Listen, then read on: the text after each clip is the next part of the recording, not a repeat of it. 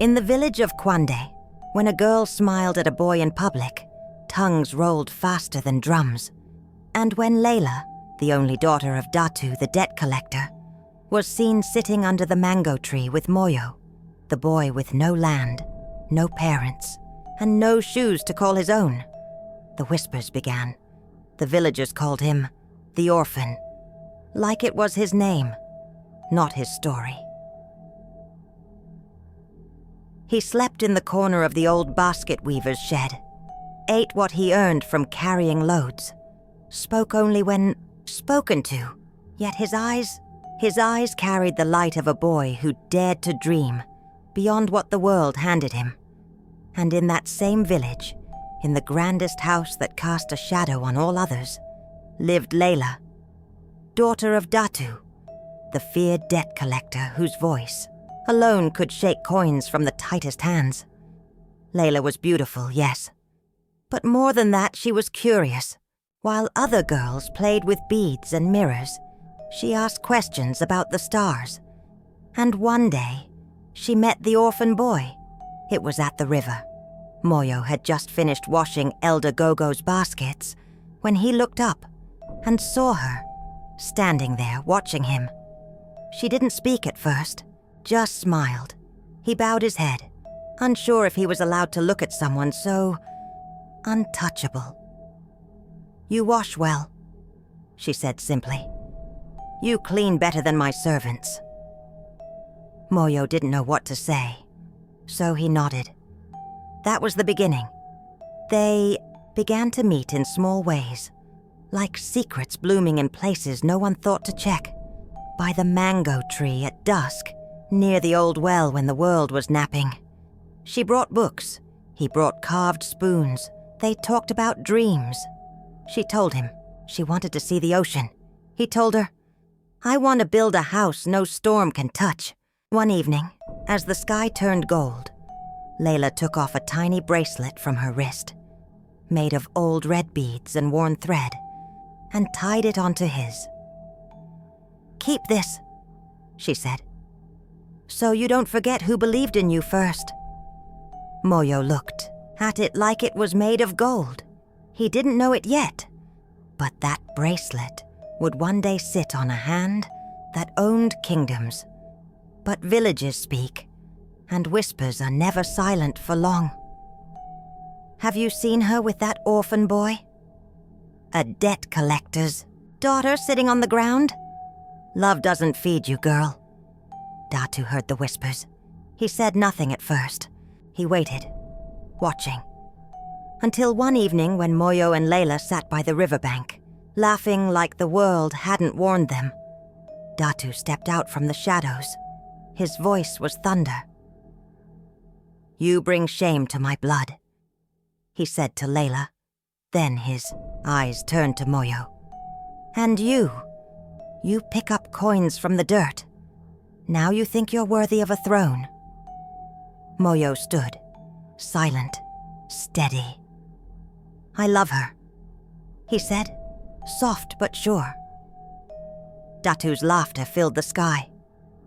"You love her?" he spat. "Then love the pain that comes next." That night, Moyo's only stall was burned to the ground. Ashes and smoke replaced everything he had worked for. Morning came to Kwande like it always did, with roosters crowing and smoke curling from kitchen huts. But this morning something was different. The air tasted of burnt wood. The market smelled not of spices, but ash. Where Moyo's small carving stall once stood, there were only cinders now, and in the middle of the ruin, a single silver coin sat atop the ashes, clean, untouched, like a final insult. Villagers walked past and looked away. They knew what had happened. They knew who had done it. But fear is a heavy lock on the mouth. Datu had spoken, and when he spoke, the earth listened. That afternoon he stood tall in the village square. His robe was rich, his voice like thunder, and Layla stood beside him, not in pride but in punishment. Her wrists were bare, her eyes lowered, but her heart, It pulsed with fire. Datu raised a jeweled hand. The crowd fell silent. "I give you all a warning," he declared. "My blood will not mix with dust." His eyes scanned the people. "Moyo, if you still draw breath, show yourself." A pause. Then he came. Moyo stepped forward from the shadows, soot-stained, the bracelet still on his wrist. "I am here," he said. Gasps. A hush. Datu laughed, sharp and cruel. "You still wear that thing? You think it makes you noble?" Moyo's voice was calm. "It reminds me who I am." Datu's smile vanished. He nodded once. 2 guards surged forward. They grabbed Moyo and shoved him into the dust.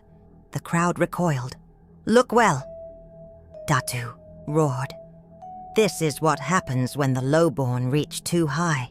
Moyo rose, slow and bloodied, but he rose. "You are nothing," he said. "You have no name, no land, no coin, and yet you dared to touch what you could never afford." He pointed to his daughter. "She is not for beggars, not for broom boys." Layla's lips trembled, but she said nothing, not because she agreed, but because she knew her voice would not be heard.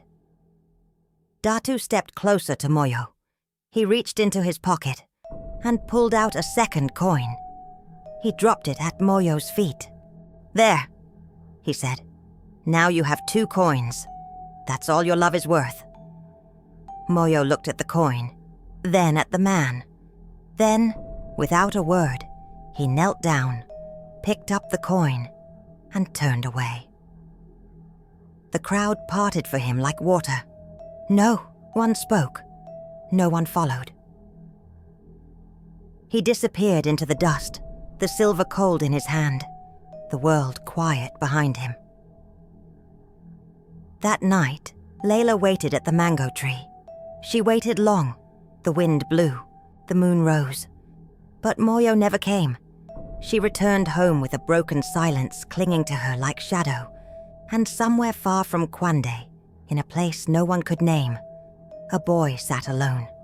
His stall gone, his pride burned, and the girl he loved traded, like a debt note. But in his silence, something grew. Not hate, not sorrow. Fire, and fire does not forget. 5 seasons came and went in the village of Kwande. Children grew taller.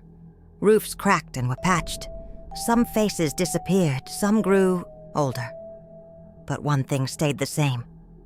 No one spoke of Moyo. His name was like a ghost. And Layla, she no longer waited at the mango tree. She walked the village in silence, her eyes steady, her clothes simple. The silks had long been sold. Her beauty remained, yes. But it had learned not to smile so easily. And Datu, her father, the once mighty, collector of debts, now walked with a limp and a cough. His business crumbled under his own pride. His lands were lost to bad gambling, and the villagers he once terrorized now passed him with eyes full of quiet revenge.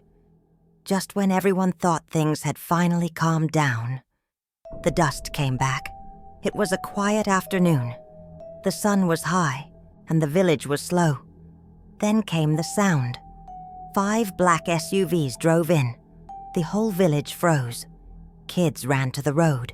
Elders stood up from their stools. No one in Kwande had cars like that. Not anymore. The first SUV stopped in front of the old council house. Doors opened. Men in black suits stepped out. Tall, serious-looking with earpieces. Bodyguards. And then from the first car, one man stepped out. Tall, calm, wearing a gray suit. He didn't move fast. He didn't say a word. But the way he stood, you could tell he was in charge. And on his wrist, a red beaded bracelet. Gasps rippled through the crowd. It's him, Moyo. But this was not the boy they once knew. This was someone carved from silence and rebuilt with iron. He didn't look at anyone. He simply walked into the council building, placed down a thick leather file, and said one sentence: "This village now belongs to me." Inside that folder were land deeds, purchased legally, signed with real ink, fields, shops, roads, even Datu's old compound. There were no threats, no shouting, just signatures and silence. That evening, Datu was brought before him. The old man staggered, his face pale with disbelief. "You think owning land makes you a king?" he spat. Moyo said nothing at first, then softly, "No, but it means I don't answer to yours." He reached into his coat pocket and laid 2 coins on the table. The same coins Datu had once tossed at him, years ago, in front of the whole village. Moyo's voice remained calm. "You paid me for my dreams. I'm just here to deliver the change." Datu's mouth fell open, but no words came. He coughed once, then twice. But Moyo was already walking away. Word spread faster than wind through leaves. He owns everything. He came back as a ghost in gold. Even the chief bowed. But what stunned them most? He didn't take revenge. He didn't burn houses. He didn't shout. He simply replaced what was broken with better. The school got new windows. The clinic got new supplies. The poor got their lands back, one signature at a time. But the debt collector? He stayed in a small hut on the edge of the village, watching, waiting, wondering what price Moyo would ask next. And Layla? She heard the engine. She saw the cars. She stood by the mango tree. Only for a moment. She didn't cry.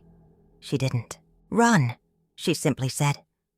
So, he remembered. The wind was slow that morning.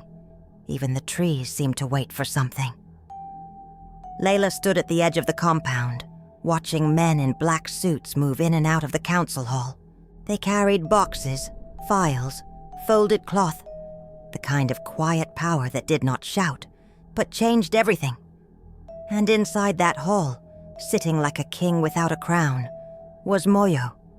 But this time he had come with a condition. Datu sat hunched before him, older now, softer in the eyes, but still too proud to bow. "You want to erase my debts?" he asked, voice hoarse. Moyo gave a small nod. "All of them," he said. "Your land, your home, even the market dues." Datu raised a brow. "Why?" And Moyo's eyes didn't blink. "I'm not here to destroy," he said. "I'm here to collect what was once denied." Datu leaned forward. "And what do you want in return?" The silence that followed was heavier than any price. Moyo turned his head toward the window where Layla stood watching. Her. That night, the village murmured like a cracked drum. "He wants to marry her."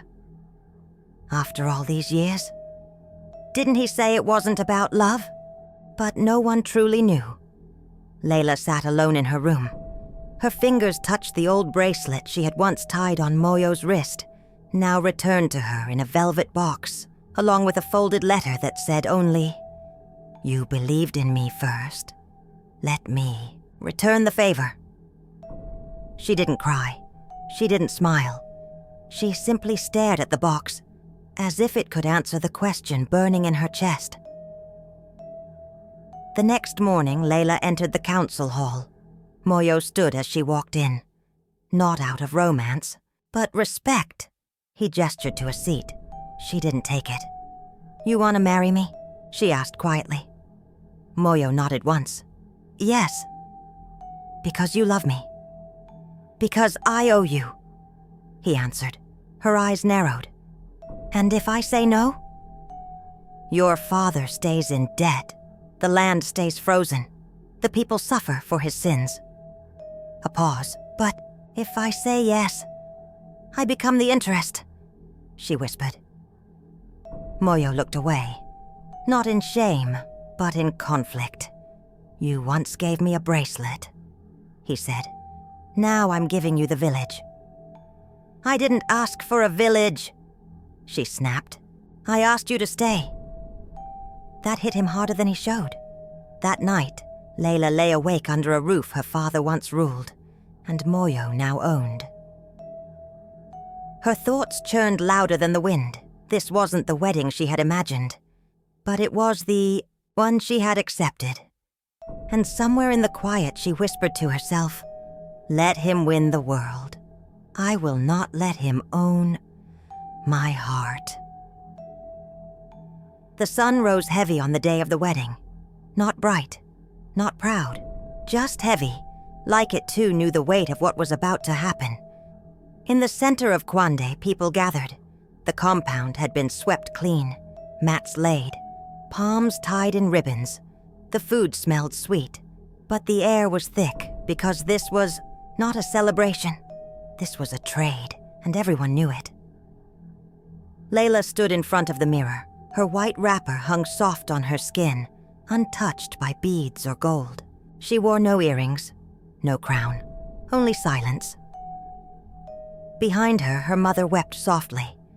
Datu, too ashamed to show his face, sat outside carving shapes into the dust with his stick. Layla did not cry. Her eyes were calm. But her chest carried a storm so loud, it made her breath quiet just to survive it. When she walked into the courtyard, all eyes turned. Moyo stood there, dressed like a man built by time and thunder, his suit sharp, his face unreadable. But the bracelet, it was gone, she noticed, and so did her heart. The priest stood between them, voice loud and strong, asking the questions everyone feared more than famine. "Do you, Moyo of no father, no mother, no clan, take Layla Datu as your wife?" Moyo's jaw tightened. He nodded once. "I do." Then came the pause, the turn, the shift in the wind. "And do you, Layla Datu, daughter of debt and dust, take Moyo, the man who bought your father's freedom, as your husband?" She didn't move. Not for one breath. Not for two. Then slowly she stepped forward. She took Moyo's hand in hers and gently placed something in his palm. It was the red beaded bracelet. "You gave this back to me," she said quietly. "But it never belonged to me. Not truly." She closed his fingers around it, then looked into his eyes. Not with anger, but with truth. "You returned stronger than they ever imagined. But somewhere in the fire, you lost the boy who once carved spoons and waited by the river. I loved him, and he never needed to own me." Murmurs, gasps, even the wind paused. Moyo blinked, the weight in his chest heavier than all the gold he'd gathered in the years of silence. "So what do you choose?" he asked, voice quiet. Layla smiled. Soft, sad. "I choose myself," and she turned and walked away. The village stood in silence. Even the drums didn't dare speak. Moyo didn't move. He simply looked down at the bracelet in his hand. For the first time in years, he looked like the boy again. But now, he was also the man who had learned. You can buy land, you can break pride, but a heart must be freely given. Layla left the village weeks later. No one knew where she went, but word traveled that she started a school for girls, a place where no dream was measured by coins or crowns. Moyo stayed in Kwande, waiting for no one, but remembering the only girl who ever called him worthy when he still had nothing. But fate? Fate wasn't finished, because months later, a letter arrived at his doorstep. No name, no return. Just 6 words. "She's in danger. Only you know how to find her." And just like that, the boy who once lost everything may be the only one who can save it all.